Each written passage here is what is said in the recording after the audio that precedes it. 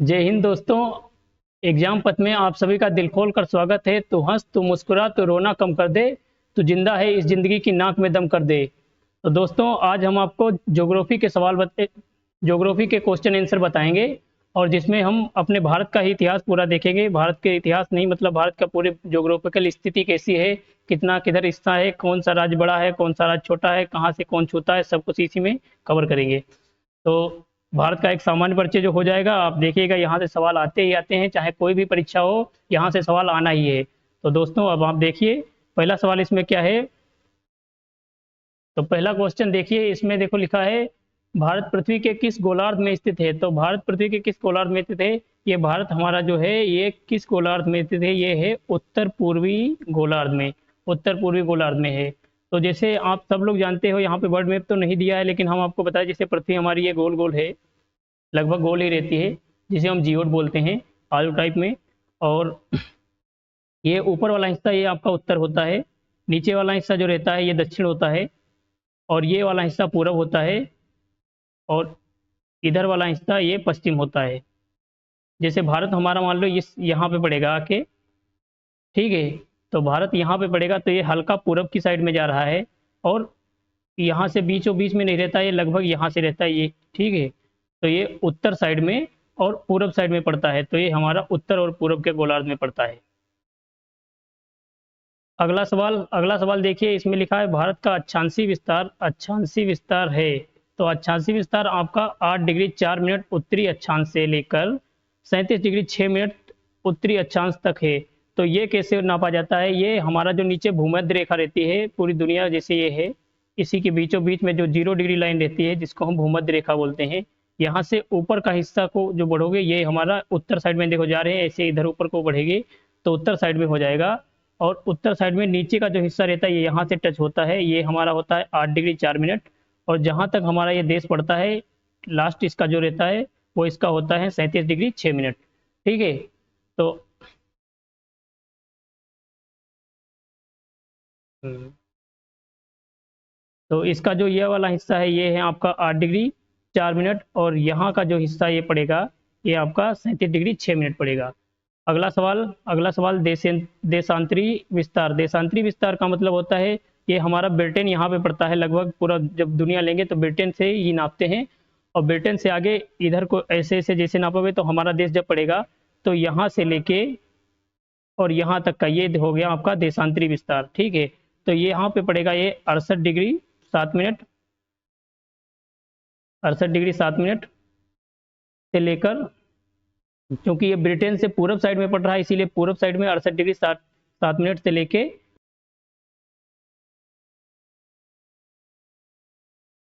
अगला सवाल है भारत की मुख्य भूमि का उत्तर से दक्षिण तक का विस्तार, यानी कि मुख्य भूमि यानी कि मेन भूमि ये होती है।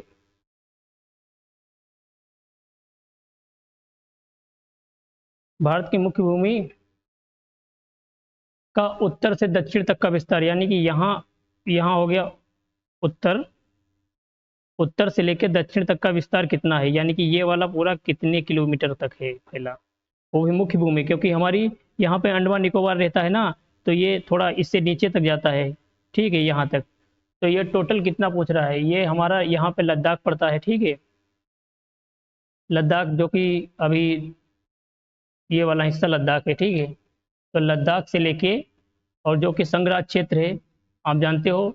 और दक्षिण में कन्याकुमारी, जो तमिलनाडु का बिल्कुल निचला हिस्सा पड़ता है, यहाँ तक है, ठीक है। तमिलनाडु का बिल्कुल ये वाला नीचे वाला हिस्सा, यहाँ पे कन्याकुमारी यहाँ तक है।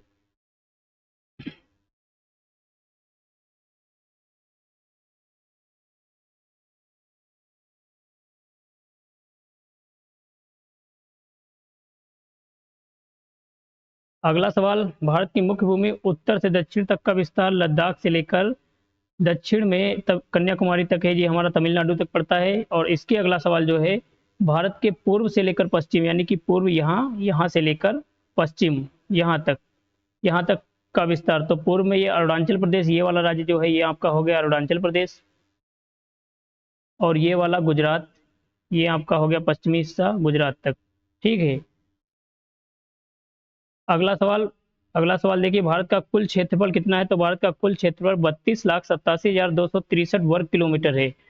और उसके अगला सवाल देखिए, भारत का उत्तर से दक्षिण तक अधिकतम विस्तार कितना है? तो अधिकतम विस्तार इसका 3214 किलोमीटर, यानी कि यहाँ से लेके यहाँ तक ये यहाँ पर हो गया 3214 किलोमीटर, वर्ग किलोमीटर में ही नापते हैं ना। और अगला सवाल देखिए, भारत का पूर्व से पश्चिम यानी कि यहाँ से यहाँ तक कितना है? ये आपका हो गया 2933 किलोमीटर।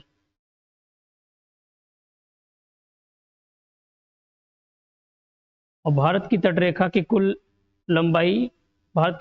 की यानी कि तटरेखा या समुद्र से कितने लगती है? यहाँ से शुरुआत होता है, यहाँ समुद्र रहता है हमारा, यहाँ अरब सागर, फिर नीचे हिंद महासागर, ऊपर जाओगे बंगाल की खाड़ी आ जाएगी, ठीक है। तो यहाँ टोटल ये क्षेत्रफल कितना मिलता है? तटरेखा ये हमारी कितनी हुई? तो ये टोटल होती है 15,106.7 किलोमीटर, जो कि कई जगह पर 15,200 किलोमीटर भी आएगा। जो आपके ऑप्शन में आ जाए आप वही आंसर सही करके आ जाना।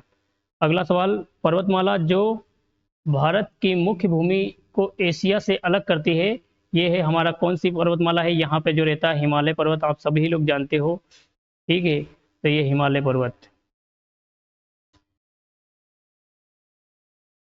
अगला सवाल देखिए, भारत के दक्षिण और पश्चिम में सागर पहुंच रहा है। तो दक्षिण ये वाला हो गया, दक्षिण में ये हमारा पड़ता है हिंद महासागर, एकमात्र ऐसा महासागर है जो किसी देश के नाम पे पड़ा है, हिंद महासागर।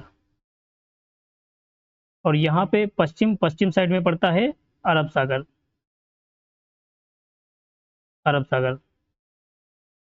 फिर अगला सवाल देखिए, भारत के सबसे उत्तरी बिंदु यानी कि उत्तर में यहाँ पे सबसे उत्तरी बिंदु है, इसको हम बोलते हैं इंदिरा कोल, इंदिरा कोल।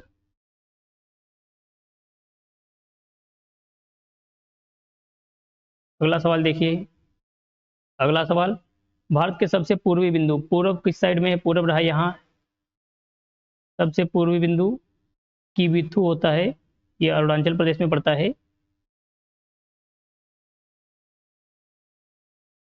किबिथु, अरुणाचल प्रदेश।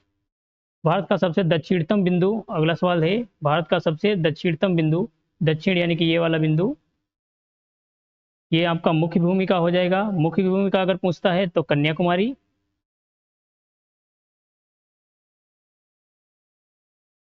और वैसे ये रहा आपका ग्रेट निकोबार, यहाँ पे पड़ता है, ग्रेट निकोबार में ही पड़ता है इंदिरा पॉइंट, इंदिरा पॉइंट। तो अगर मुख्य भूमि पूछे, जैसे इसमें मुख्य भूमि नहीं पूछा है, तो यहाँ पे इसका उत्तर हो जाएगा इंदिरा पॉइंट। अगर मुख्य भूमि पूछे तो फिर आंसर आएगा कन्याकुमारी। अगला सवाल, भारत का सबसे पश्चिमी बिंदु कौन सा है? पश्चिम यानी कि यहाँ पे ये कच्छ में पड़ता है आपका गुहार मोती, गुहार मोती, इसको हम सरक्रिक भी बोलते हैं, कहीं कहीं पे विकल्प में सरक्रिक भी आ जाएगा, तो यही इसका सही उत्तर हो जाएगा।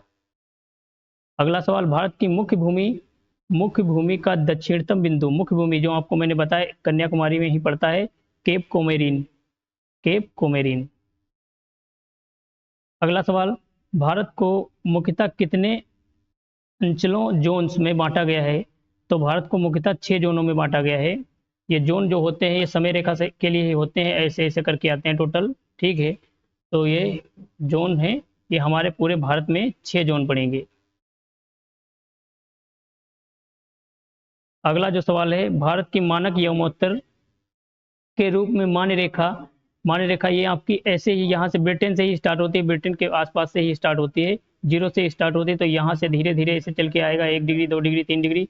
तो हमारा देश जहाँ पे आएगा, समय रेखा जब यहाँ पे आती है, यहाँ पे, तो ये आती है 82.30 डिग्री, 82 डिग्री 30 मिनट पे आता है आपका पूरब में, 82 डिग्री 30 मिनट देशांतर रेखा। अगला सवाल, अगला सवाल है, भारत की मानक यामोत्तर रेखा गुजरती है, ये हमारे उत्तर प्रदेश के मिर्जापुर से गुजरती है। उत्तर प्रदेश की मिर्जापुर यहाँ इलाहाबाद के पास में ही रहता है, ठीक है। यहीं पे मिर्जापुर देखो, ये दिया मिर्जापुर के कुछ स्रोत प्रयागराज के नैनी में भी मिलते हैं, ठीक है।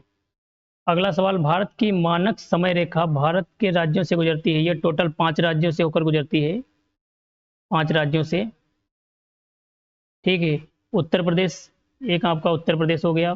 फिर नीचे यहाँ पे मध्य प्रदेश, और मध्य प्रदेश के बाद छत्तीसगढ़, छत्तीसगढ़ के बाद यहाँ पर आता है उड़ीसा, उड़ीसा के बाद फिर आता है आंध्र प्रदेश। तो कौन कौन हम मैप के हिसाब से याद करेंगे बताओ। सबसे पहले उत्तर प्रदेश, फिर मध्य प्रदेश, छत्तीसगढ़, उड़ीसा, आंध्र प्रदेश। उत्तर प्रदेश, मध्य प्रदेश, छत्तीसगढ़, उड़ीसा, आंध्र प्रदेश। तो सवाल में ऐसा होता है कभी कभी कि मतलब विकल्प में आएगा कि इनमें से किस राज्य से समय रेखा नहीं गुजरती है।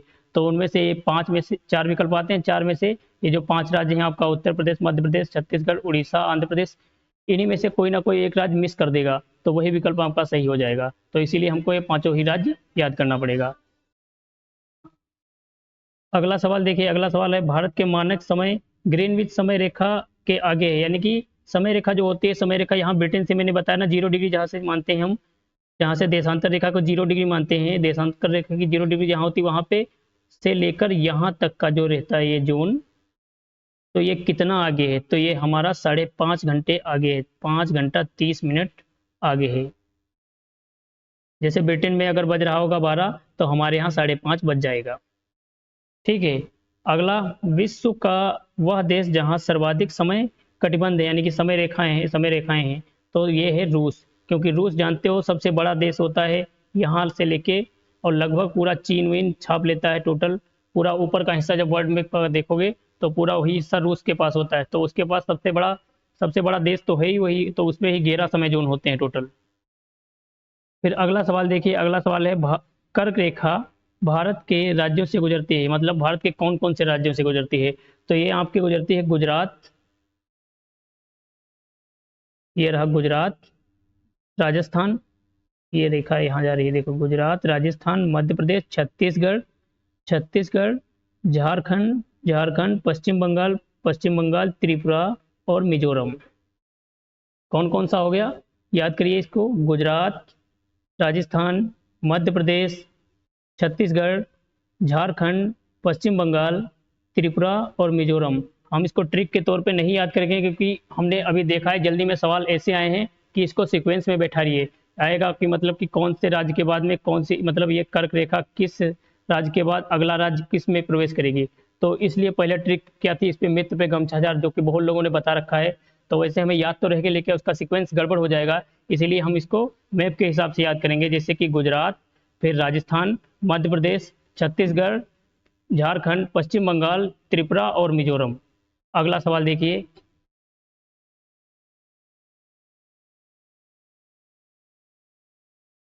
अगला सवाल, भारत की मानक समय रेखा और कर्क रेखा एक दूसरे को कब काटते हैं। तो भाई यहाँ मैप लगाना भूल गए हैं, ये हमारा छत्तीसगढ़ में काटते हैं।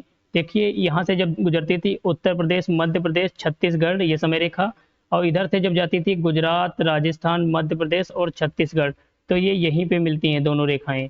ठीक है, ये छत्तीसगढ़ की एरिया मान लो मैप है, तो यहीं पे ये अब टोटल मिलती हैं। ठीक है, तो छत्तीसगढ़ में दोनों रेखाओं का मिलन होता है। कौन कौन सी रेखा, समय रेखा और कर्क रेखा का। फिर अगला सवाल देखिए, विश्व का एकमात्र देश जिसके नाम पर किसी महासागर का नाम है, हमने पहले ही बताया भारत है, जिसके नाम पर हिंद महासागर का नाम है। हिंद मतलब हिंदुस्तान और हिंदुस्तान मतलब भारत, हिंद महासागर।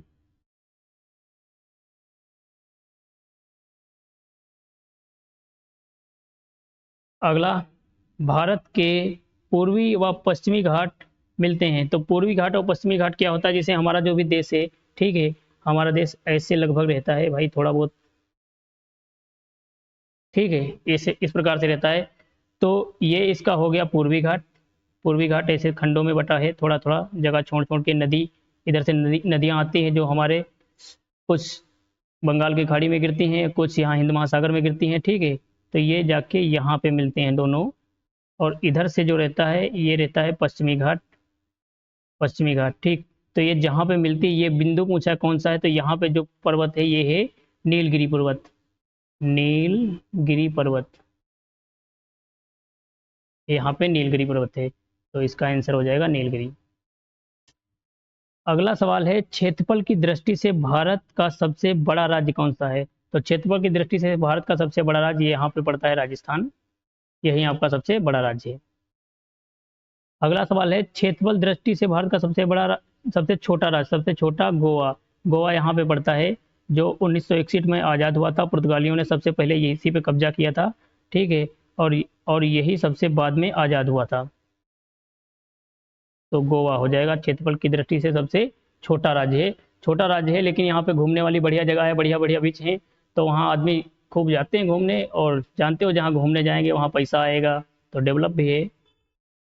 और अगला सवाल है, जनसंख्या की दृष्टि से भारत का सबसे छोटा राज्य, जनसंख्या की दृष्टि से, जनसंख्या की दृष्टि से सिक्किम जो राज्य रहता है यहाँ पे पश्चिम बंगाल के ऊपर, ये सिक्किम जो है ये आपका सबसे छोटा राज्य है जहाँ सबसे कम जनसंख्या है।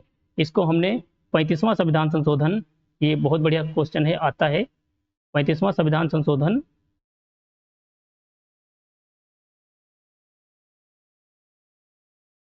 संशोधन 1975 में मिलाया था।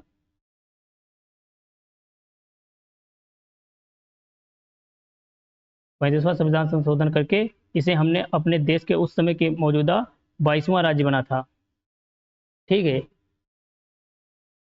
अगला सवाल, जनसंख्या की दृष्टि से भारत का सबसे बड़ा राज्य। तो भाई सबसे ज़्यादा जनसंख्या किस राज्य में है भारत में? आप सब लोग जानते हो, 24 लाख के 24 करोड़ लगभग जनसंख्या हमारे उत्तर प्रदेश में है।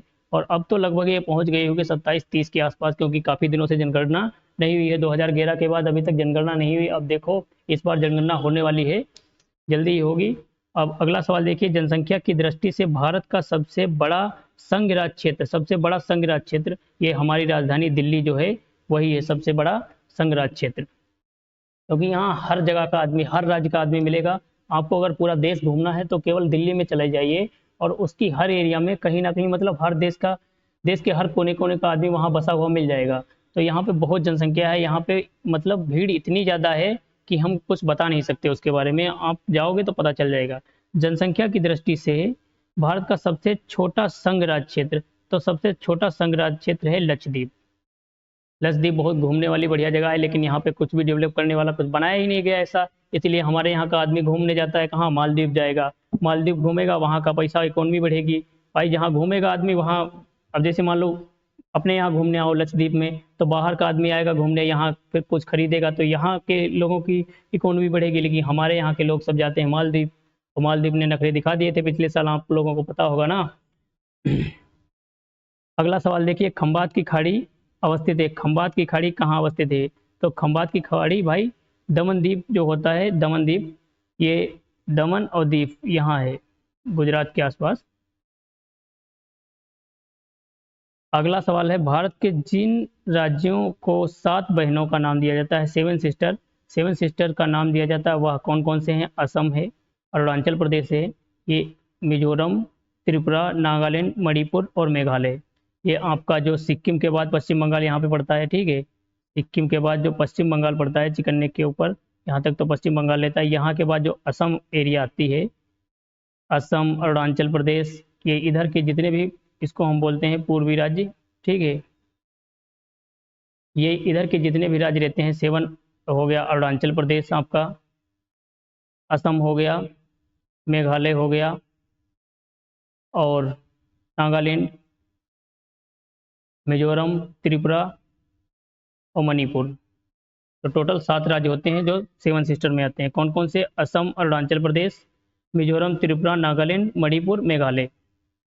अगला सवाल, भारत का राज्य जो सर्वाधिक राज्यों के साथ सीमा साझा करता है, तो उत्तर प्रदेश है जो सर्वाधिक राज्यों, 8 राज्यों के, और एक केंद्र शासित आपका दिल्ली, दिल्ली से, और बाकी 8 राज्य रहते हैं। उत्तराखंड आता है इसमें, हिमाचल प्रदेश, टोटल 8 राज्य हैं, आपको मैप में दिखाएंगे। अगला सवाल देखिए, 4 राज्यों की सीमा को स्पर्श करने वाला भारत का एकमात्र जिला है। तो भारत का वह एकमात्र जिला जो 4 राज्यों से सीमा बनाता है, ये हमारा है सोनभद्र। जो सोनभद्र है मध्य प्रदेश में पड़ता है। यहाँ पे आप लोगों ने सुना होगा, अभी चर्चा में आया था, लगभग 2-3 साल पहले की बात है, सोना बहुत निकला है सोनभद्र जिला में, वो वही सोनभद्र है, ये हमारा उत्तर प्रदेश से। और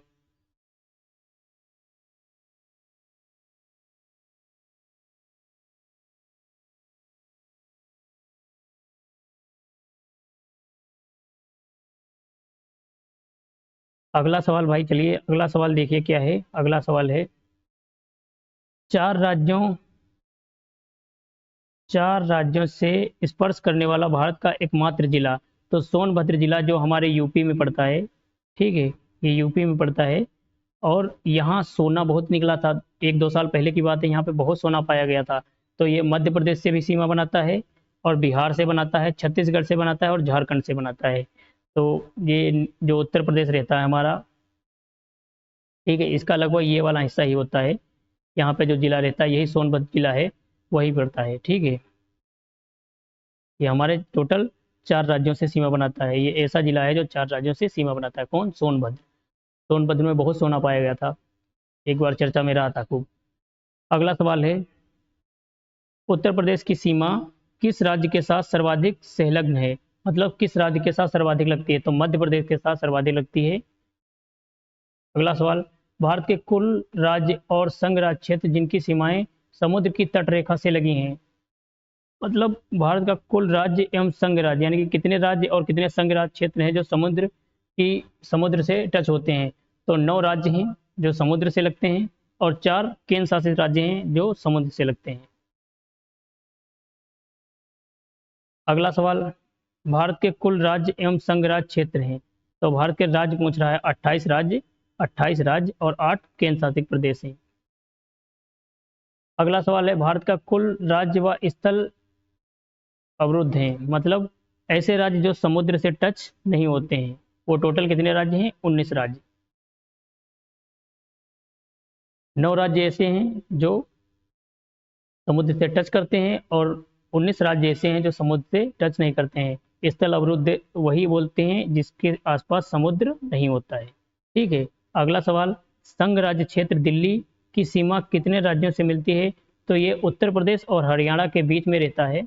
उत्तर प्रदेश और हरियाणा के बीच में ये थोड़ा सा गोल सा रहता है, और 2 राज्य हैं जिनसे इसकी सीमा लगती है, दोनों के बीच में ये लैंडलॉक है। अगला सवाल, भारत का स्थल रुद्ध राज्यों में से वे राज्य जिनकी सीमा अंतर्राष्ट्रीय सीमा को स्पर्श नहीं करती है। स्थल अवरुद्ध तो हैं लेकिन अंतर्राष्ट्रीय सीमा अवरुद्ध नहीं करती है। तो ऐसे कितने राज्य हैं, यही पूछा है। तो ऐसे टोटल 5 राज्य हैं जो स्थल अवरुद्ध भी हैं और किसी भी अंतर्राष्ट्रीय सीमा से साझा नहीं करते हैं। अगला सवाल है, सबसे छोटी और सबसे लंबी समुद्र तट रेखा वाला राज्य। तो सबसे लंबी जो रहती है ये आपकी गुजरात की, और सबसे छोटी तट रेखा जो रहती है ये गोवा की। सबसे लंबी गुजरात की और सबसे छोटी गोवा की। गोवा वैसे भी छोटा राज्य है, हल्का से रहता है यहाँ पे, और गुजरात यहाँ से घूम के ऐसे ऐसे करके ये इसकी तटरेखा काफ़ी हो जाती है। सबसे ज़्यादा तटरेखा है राज्यों में गुजरात की, और सबसे कम यहाँ पे गोवा जो रहता है इसकी सबसे कम रहती है गोवा की।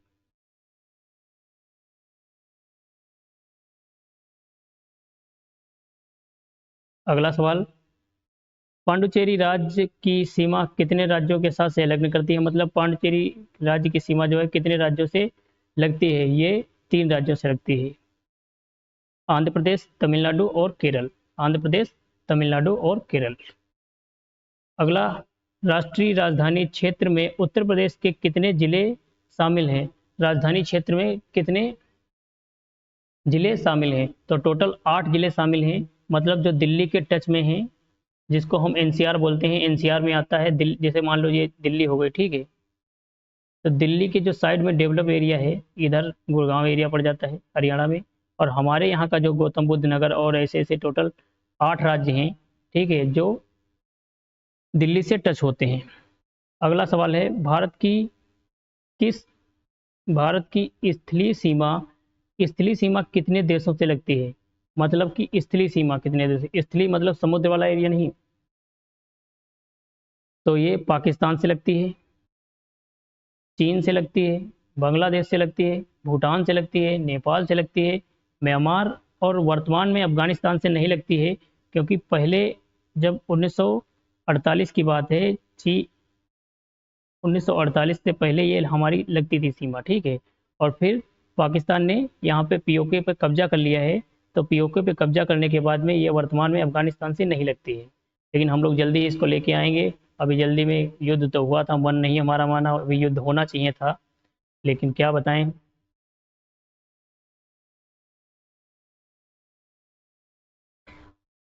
अगला सवाल, भारत उपमहाद्वीप में शामिल है। भारत के उपमहाद्वीप में कौन कौन से हैं? पाकिस्तान है, नेपाल, भूटान, बांग्लादेश और भारत। टोटल कितने? 5। अगला सवाल, भारत राज्य जिनकी सीमाएं पड़ोसी देशों से मिलती हैं। भारत के वह राज्य जिनकी सीमाएं पड़ोसी देशों से मिलती हैं। तो टोटल 16 राज्य हैं।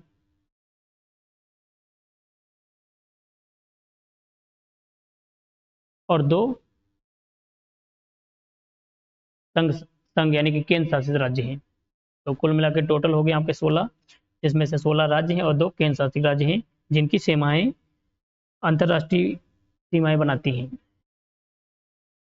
राम सेतु स्थित है। राम सेतु भाई राम के नाम से ही याद रखना। राम जी कहाँ गए थे? राम जी गए थे आपके लंका। तो ये तमिलनाडु से श्रीलंका के मध्य, इसके दोनों के बीच में पाक जल संधि पड़ती है। दोनों के बीच में पाक जल संधि पड़ती है।